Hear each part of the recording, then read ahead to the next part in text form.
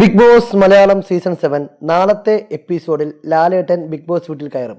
അതിൻ്റെ ഷൂട്ടിംഗ് എല്ലാം ഇന്ന് നടന്നു കഴിഞ്ഞു. അനുമോൾ ഉണ്ടാക്കിയ പ്രത്യേകതരം പായസം ലാലേട്ടൻ കഴിക്കും. അതുമാത്രമല്ല, അവിടെയുള്ള ആളുകളോട് ഓണവിശേഷങ്ങൾ പങ്കുവയ്ക്കുന്ന ലാലേട്ടനെയും നമുക്ക് നാളത്തെ എപ്പിസോഡിൽ കാണാം.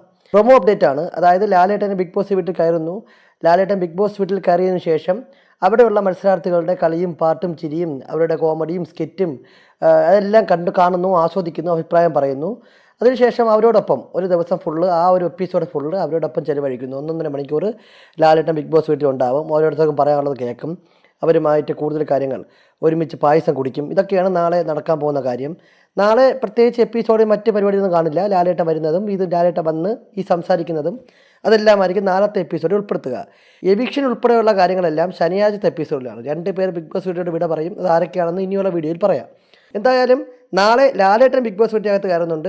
ബിഗ് ബോസ് വീട്ടിനകത്ത് കയറി അവിടെയുള്ള കുടുംബാംഗങ്ങളോടൊപ്പം ഓണാഘോഷത്തിൽ പങ്കെടുക്കാൻ ലാലേട്ടൻ നാളെ കയറുന്നുണ്ട്.